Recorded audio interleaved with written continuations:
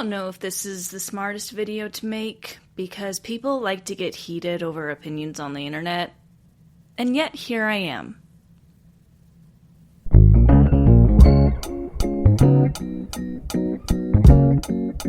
What's up guys, and welcome back to the channel, or if you're new here, welcome to the channel, and today I'm going to be ranking the 9 Hashira from least favorite to favorite.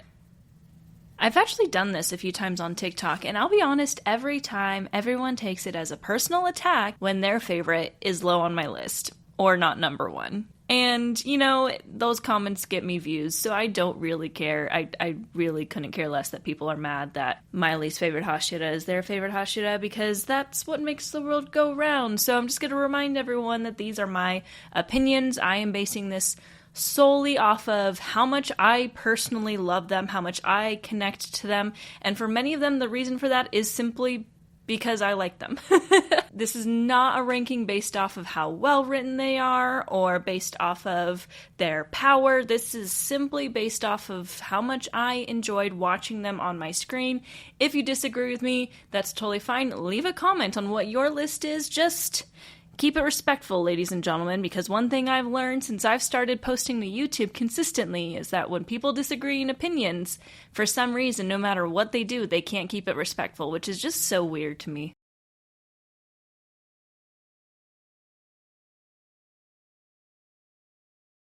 But these are the kinds of videos that I like making because I like just talking about Demon Slayer. I like to talk about what I like. Therefore, if you're listening to this, you're probably interested in finding out how I rank the Hashira, so let's get right into it. And I'm going to rank 9th to 1st just to keep things interesting. I'm sure a lot of people that are watching this, if they've watched any videos of mine, they probably know what number 1 is, but we're going to leave that one till the end so I can go into depth about why I like him so much. Well, I guess I just gave it a spoiler because it's a him. Oh well. But let's get right into it with number 9, Iguro Obanai. Now, this one is funny because I haven't really ran into anyone being like genuinely upset that he's number 9 on my list. However, I have a lot of friends, like real life friends, who love him. Like it's their favorite or second favorite Hashira, and I'm just kind of like, Now, again, to reiterate, I don't think that he's poorly written. I think he's actually one of the most well-written Hashira of all of them. The problem I have with him is I just don't like his attitude. It's so mean, but it's just how I feel. Like, when I think of a favorite character, I'm like, would I get along with this person in real life? And Obanai is 100% someone I would not get along with in real life. His story is really, really good. There's something about him that keeps him down low on my list. I will also just say a quick side note that the 9 Hashira are all in like my top 15 characters, so it's not like number 9 is someone that I hate. Like, I don't hate Obanai. I love Obanai. But when I look at all 9 together next to each other, I'm like, yep, you're my least favorite. It could be just because of the way he treats Tanjiro, but then I think about the other one that doesn't treat Tanjiro very well, and he's not number 8. So I think his character design is really cool and really interesting. And again, his background is very, very interesting. His backstory is really well done. I just never felt that invested in him. I was invested in him and Mitsuri, but not him. All right, now coming in at number 8, and this is the one exact opposite of Obanai. I know very few people that have him super low on the list, but the people on the internet that love him, they're probably going to harass me in the comments. And it's Muichiro. Muichiro's number 8. Funnily enough, he actually was number 9 for quite a while. He really only graduated to 8 when Swordsmith Village was animated, and that's something that tends to happen for me, is once I see the Hashira's story get animated and I hear the voice acting and I hear their theme and I see the action live for myself, I tend to like them a lot better. What's interesting about Muichiro is I noticed after Swordsmith Village aired that people were either 100% on board with him, he's their favorite character of the entire show, they would protect him with their lives, or people were like, he was boring, I didn't care for him at all, and that made me not care for the season at all. Sometimes I feel like I'm the only person on the planet that falls kind of in the middle. Like, yes, he's low on my list, but I love him. I love his development. I love his story. I love his breathing. I love his character design. I personally thought that his fight and everything in Swords in the Village was really well done, and I really, really love him. It's just, sometimes when I'm thinking of the list, he's the first one I forget, and that kind of matches with his character. It kind of matches with his character because obviously there's the whole amnesia trope. I will say the amnesia trope is not necessarily my favorite type of character development arc. You know, when the character has amnesia and they get their memories back. I do think Demon Slayer handles it extremely well for what it's worth, but I usually am not the biggest fan of the amnesia arc. However, I still love him, and I'm gonna keep saying this when I'm sticking here low on my list. I still absolutely love him. He's just number 8 because a lot of the other Hashira I have a lot more feelings on, and for him, for some reason, he just always finds himself a little bit near the bottom, but once again, in my top 15 characters in the show. So, take with that how you'd like. Coming in at number 7, we have the strongest Hashira and the strongest Demon Slayer, Gyomei Himejima. This is a character that again, this list, honestly, like, number 8 and 9, they'll rotate a little bit, but they always stay 8 and 9, and then my number 1 stays put, that no one's touching number 1. But everyone else kind of shuffles around based off of my mood. This is the longest it's been since I haven't really changed people around in my list, so I'm going with it.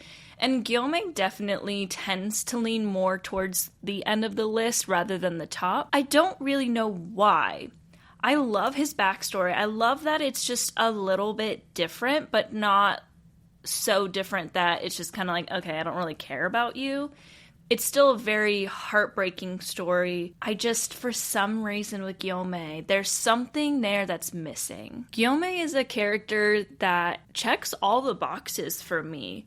He is kind-hearted, but not over the top. He is very, very strong. He's pretty handsome, and his fights are spectacular. And it could be that I just haven't seen enough of him animated. I mean, we've seen, I think, every Hashira's breathing style except for him, because his is going to be a big reveal, and he's so badass. Like, he's so cool. There's something missing in my heart to put him above number 7. But he still is lovable enough that I keep him above the other 2. Like, honestly, I just feel like I don't have much to say about him because I love him, as I do all the other Hashiras, which I'm gonna just keep saying over and over again, like I said. He's really, really well developed. I don't really think there's anything missing from his arc. I think it's just a matter of time for me, and I think that when I see his big fight animated, he'll probably shoot up on my list. But for now, he's keeping here because he's just there, and I don't know why, because he's such a presence. He's so strong. He's the strongest demon slayer. He's never over the top rude. He doesn't leave an impression on me the way the others before him do, but he still is better than the other 2. But that's it with Gyomei. That's really all I have to say, I guess. All right, coming in at number 6, we have Shinobu. And I'm going to sound like a broken record because, like I said, all of these characters that are kind of in the middle constantly rotate. She's made it all the way to, like, my top 4. She's made it all the way to 7th. I love all of these characters so much, and it depends on my mood, honestly, how much I like them, so it can be really difficult to rank these characters. I should make this video again in a year and compare my ratings and see if it's the same or completely different. But Shinobu is a character that I think unfortunately, she's a little bit of a victim of not getting complete development. Like, when I think of her, I think, yes, she's extremely well written and very misunderstood by many people, but I still feel like there was something with her writing that was left to be desired. I don't know if it's because she's like a big presence in the show just in general, because she's the doctor essentially, so she's kind of around at all times, making sure that our characters don't die after a battle because they need medical help. As far as how much time she's gotten on screen, it's not as much as others, in my opinion. Like, when you look at her introduction, she shared an arc with another Hashira, which is kind of like Muichiro and Mitsuri. However, that arc was like 4 episodes instead of 11. She just didn't get a whole lot of time, but what we did see of her was really freaking cool, and it left a lot to be desired, and I feel like I just never got to see that come to fruition. Now, that being said, there is stuff to come, and when I see that animated, my feelings might change.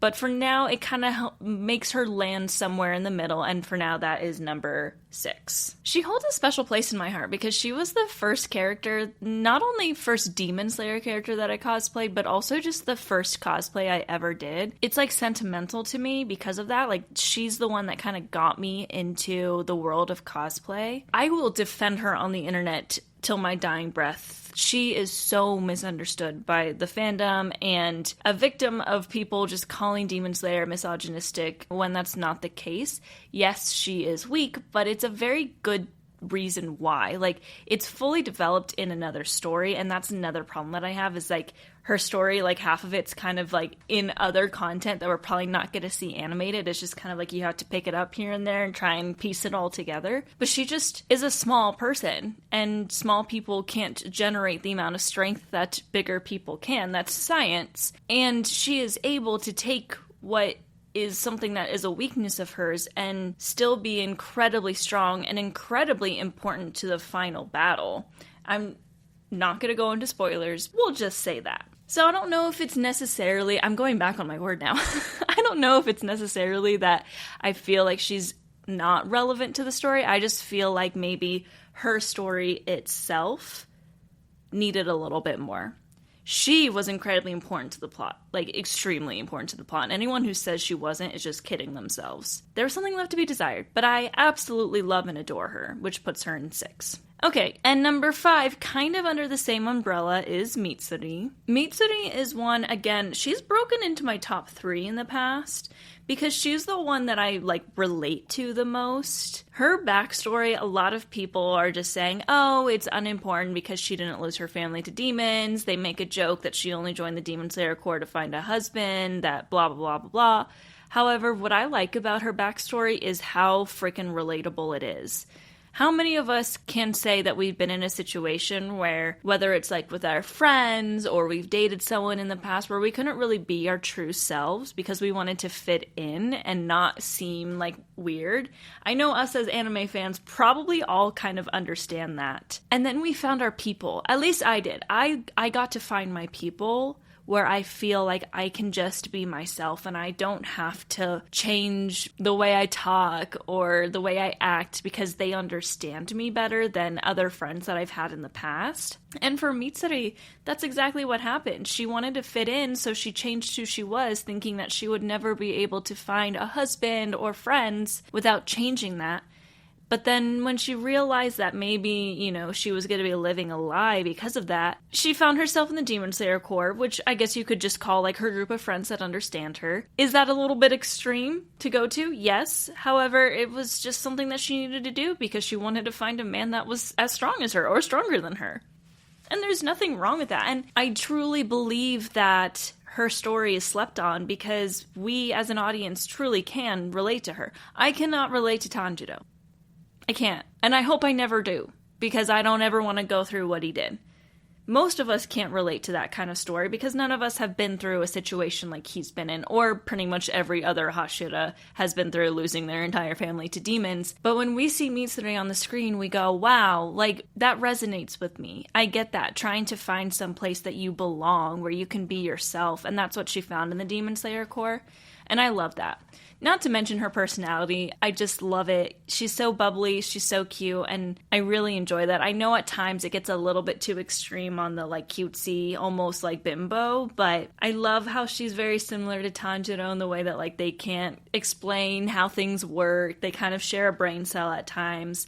But then she's so flexible and beautiful at fighting with her pointed toes. She's like a rhythmic gymnast. I could go on for a while about her. I've also cosplayed her, and she's one of my favorite cosplays because when I put that cosplay on, again, I feel like I can just be myself in that cosplay. Like, I'm not pretending to be sad or depressed or quiet. I can just smile and be happy, and I really enjoy that about her.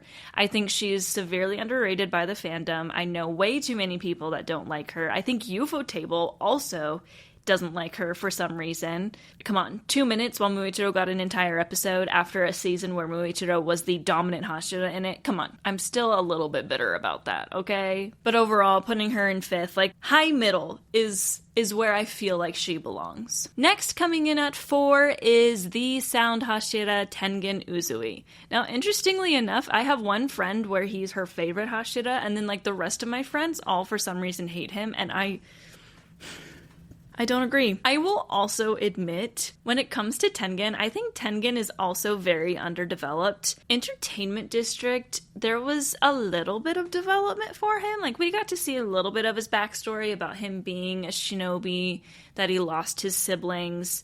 But you find out that he actually lost his siblings because he killed half of them unknowingly in a different story. So for those of you who don't know, his backstory is actually really dark, like darker than we thought. And all those siblings that he said he lost, it's because his dad pitted them all against each other while they were blindfolded to determine who was the strongest. And he didn't realize till he had gotten to the last one and he was facing off against the brother that survived all of that as well. He didn't realize that he had just killed a bunch of his siblings. Like, that's canonically his backstory, and that's freaking depressing. That's almost worse than most of the others, because he now lives with, like, true survivor's guilt, because he now has to live on knowing that he killed his own siblings unknowingly. Like, that's insane. But my issue with it is that we don't get that in the actual manga story. That's like a little side story that I would have to look up. I don't even remember exactly where I found it. There's so much missed potential there to put into the show. And this is the argument I have with Entertainment District, that so many people say that that was like the peak of the show and that it was so important and blah blah blah. It's still my favorite arc, don't get me wrong, but it developed the story way less than Swordsmith Village did. It's way less than Hashira Training is. It served its purpose as, like, the big flashy fight to, like, really get us into the story. And then we kind of went back more into the story itself. He did not get that much development. But that being said, the reason I love him so much is his, like, accidental adoption of the Kamaboko Squad is so hilarious to me. And half of this is a headcanon that's just shared by the fandom. So it's kind of funny that a headcanon is one of the reasons why he's so high on my list. I can't help it. I told you this is just based off of me. I'm just a quirky person. I'm not using any, like, objective fact to make this list, because it's just my list of how I feel about them. But Tengen 100% accidentally adopted them. First of all, the Kamaboko Squad doesn't have parents. So there's that. They need parents. Contrary to popular belief, children under the age of 18 should have a parent figure in their life, and if they are orphaned, they should go to find parents. They shouldn't go into battle. Trauma. You know, we love shonen anime for not handling children correctly. But Tengen just became so protective of them throughout the course of the story. And I say this, he still got a lot of development, because I hated him. I hated him at the beginning of Entertainment District, and then when he, like, 4 or 5 episodes in, started fighting alongside of them, I, like, started getting soft, and then near the end, I think it was when he called them Flashy, when they all made their entrance, I was like, I love this guy. Like, this guy is great. I love his character design. He's very beautiful. I can't complain when it's just, like, eye candy on my screen, and he's just so enjoyable to watch. One of my absolute favorite things about him is at the end of, like, the battle, right after they behead them, and Tanjiro is literally, like, gasping for air because he's literally poisoned and dying, and Tengen notices that there's something going on with Gyutaro's body, his very first thought is to go to Tanjiro. Like, the first word out of his mouth is Kamado. He instantly goes into the mode of, like, I want to... It was almost like he was going to shield him, even though Tanjiro was literally sitting there dying. Like, at that point in time, we did not know that there was a way to burn the poison out of his body. So he, like, there's nothing that they could do. He would just die. And Tengen still is trying to protect him. And I was like, I'm so emotional about these two now. That is a father and son. The way he just is so proud of him throughout his training, smiling at him, telling him his strength has gotten better. A lot of my friends have tried to push me into moving him down on my list, but he's staying in 4th because I love him. It's so funny because I was like, this video is going to be like 15 minutes. It's going to be a quick little ranking, and I'm currently at 25. And I still have my top 3, which I usually have the most to say the higher I get. So this is a longer video than I expected, but it's cool. So number 3, and this is where people are going to be surprised based off of my comments on Obanai, it is Sanemi Shinazugawa. And I can't go into much detail about him, so this is actually probably going to be short, because the reason why he's so high on my list is purely because of what happens in the future in the manga. His development is going to be mind-blowingly good. It already is because I know the story, but when it's animated, I think that there's going to be so many Sanemi fans, and we're all going to love him, and it's going to be great. He has a lot of flaws. No, he was not in the right at all during the episode that recently aired with Genya. When he fought Tanjiro, he was 100% in the wrong there. I stand firm in believing that. That action was irredeemable, but his character is not irredeemable, and anime onlys, you just have to sit and wait and see. He's one of the characters that's in my top 3, mostly out of how well he's written, because in my opinion, he is one of, if not the best written character in Demon Slayer, and that is saying a lot, because I think Demon Slayer is a masterclass at character writing, and no one can tell me differently. And Sanemi really stands super high on that list. So I'm really looking forward to seeing the rest of his story animated. I'm going to leave it at that. He's number 3 mostly because of his story. I don't like the way he treats Tanjiro. I do love him very much. It's a very different kind of love than all the other Hashira, but it's enough to put him in the top 3 because of how much I love his story. Coming in at number 2 is the Wonder Boy Kyojuro Rengoku. Something about a character that only appears on your screen for a few hours and then is gone, but still leaves such an impression on you, is such a cool character. I know a lot of people say, oh, we just didn't have enough time with him for me to care, and I disagree with that. Rengoku is still relevant. Incredibly relevant, especially to our main character, because he keeps bringing him up and he has his sword hilt now. Rengoku is the perfect example of a character that does not require all this screen time to be relevant. That there are many ways to be relevant to the story without it just being how much you're sharing a screen with someone. And Rengoku is... What's crazy about Rengoku is his backstory is kind of lacking, in my opinion. He's just a guy that, he did lose his mom to sickness, and it's very sad. His dad became very abusive, and he remained good. But it's very just like, okay, he's the Flame Hashira because his family is the line of Flame Hashira. It's just like a family thing that they do. He doesn't have like a super messed up past. It comes with pain, it comes with heartache, but it's not like anything crazy like others. And I would have loved to see a lot more about his backstory. We didn't get a ton of that because we spent most of our time in the dream realm with Tanjiro, which is good. He needed that time. He is the main character.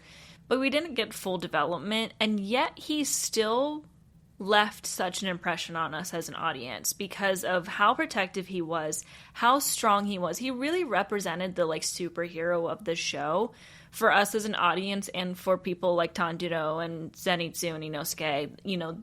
They now got to look up to someone, even though he passed away at the end. It meant a lot to them. Similar to Tengen, just how protective he was and making sure that Tanjiro stayed out of the battle because he was gravely injured, and even just jumping in a little bit would mean that he would lose, even if he survived. He's another character I could go on and on about for a while, because I see a lot of people saying oh, he's not relevant because he was only on the screen for 2 hours, and it's no, that's not what's happening here. He was extremely relevant with just a small amount of time, but he's amazing. I love him very, very much. He's like a cinnamon roll, kind-hearted, just so... I don't even know how to describe it. Just what he represented in the story was really powerful, and I'm gonna stop there because this video is ending up being very long. Number 1, my man Giyu Tomioka. So what makes Giyu different from someone like Sanemi is he is really the Hashira that is the perfect mix of I love you so much. I love his character design. I love how beautiful he is. I love his story. I also think he's one of the most well-developed and well-written characters in the show. What I love about Giyu is he has a presence throughout the entire show. Obviously, like, he was the very first one that we met, right? He was a character that we were introduced to in episode 1, and I'll admit, in episode 1, I didn't really like him that much because of how just, like, harsh he was on Tanjiro when Tanjiro just lost his entire family, and he's like, don't cry, don't, like, get on your knees and beg, you should throw your hatchet towards me, blah, blah, blah. And granted, we did get to see inside his thoughts that he was actually being a little bit more kind and trying to, like, help him through the pain that he was feeling. But Giyu remains kind of mysterious and very misunderstood by everyone in the story, really except for Tanjiro. Tanjiro always is like, hey, like, we're friends, right? His backstory is also a little bit different because while he lost a lot, he more experiences that survivor's guilt. And I made an entire video on him, so I won't take too much time. But that survivor's guilt and that feeling like he does not deserve anything that he's gotten, even though he worked extremely hard to become a Hashira, and that is not an easy feat, as we see, because our main character, who has put his life on the line a lot and almost died multiple times, is still not a Hashira. So we know what Giyu has done was really, really hard. But seeing that his story is more along the lines of he's so quiet and he's so standoffish because, one, if he lets his emotions out, he feels like he's just not going to be able to hold it together anymore. And two, because he genuinely just doesn't feel like he deserves to be sitting next to them, is such a good arc for him. There's so many characters in anime that are designed just like him. Dark-haired, dark eyes, very mysterious, very emo, as we call it. He kind of gets out of that. And of course it's the Sunshine Boy with one brain cell and a broken leg to do that for him. I mean, I could go on about how much I loved that episode of him just chasing him around. Giyu-san, keiko shimasen ka? It's so freaking cute. And that leads me to my next reason as to why he's my favorite, and that is his development with Tanjiro. Now, I can't really get into a ton about it because a lot of it is to come. I've already mentioned that one of the reasons why I love Tengen so much is because of his relationship with Tanjiro. One of the reasons why I love Rengoku so much is because of his relationship with Tanjiro. I love Tanjiro getting to have these, like, big brother or father figures because he is a character that needs it. He is always the big brother, always the one doing the protecting, so when a character steps into the place of protecting him, I am all over it. He needs it, and I need it for him. And Giyu is just the perfect depiction of kind of filling Rengoku's shoes, because I think Tanjiro thought Rengoku was going to be that person. We as an audience thought Rengoku was going to be that person, but now we've found Giyu, and now we've let him open up a little bit. And it's all because of Tanjiro, and now he's got a soft spot for him, although he always has, because that's the other thing, is that he's put his life on the line since he met him. He is the reason that Tanjiro and Nezuko can even do what they're doing, because he saw what was happening and said, okay, I'll send you to my master. And again, I could just go on and on and on. I just like how his story is a little bit different, that he experiences that survivor's guilt, that he feels like he's not worthy because he doesn't think he passed the test. That's something that, like, we, in a less extreme way, can relate to. And I just love his development with Tanjiro. I love his development as a character, and watching him break through with all this is going to be so satisfying to watch. So super excited to see more about him as well. I need to end the video here because I could just keep yapping for a long time. But there's my list of Hashira. Again, this is based off of no real merit. It's just how much I love them. And that's how I feel. That's how I rank characters most of the time. They need to just speak to me. They just need to speak to me. And sometimes it takes a little while for them to get there. Sometimes they soar into that really quickly. It just kind of depends on the story. I think Demon Slayer is a story that really, its strength is the characters. Not necessarily the action, not necessarily the animation. I think the characters are truly the strongest because the characters are what keeps me interested in the show. As much as I love the action and the animation, these characters are something so personal to me. I've never felt this way over a show and how much I love these characters the way I do with Demon Slayer. So they do a really good job at writing these, and I'm really looking forward to seeing the rest of the story animated. But with that, that is all for today. If you liked this video, don't forget to like this video. You can also subscribe to my channel. I post new videos every Monday and Thursday, with Mondays for now being reserved for episode recaps of the one that airs on Sunday, and hopefully I'll be doing that because I'm about to leave on vacation, so we'll see how it goes. You can also click on the notification bell so you get notified whenever I make a new video. I also have a Demon Slayer podcast called the Hashira Half Hour. If you want to check that out, we are on YouTube and Spotify and Apple Podcasts and anywhere you can get podcasts, and we really deep dive into each episode as they come out, so check it out if you're interested in that. And then finally, you can follow me on all of my social medias. I am at Looking Nerdy on Instagram, TikTok, and X. And with that, I say thank you for watching, and ja ne!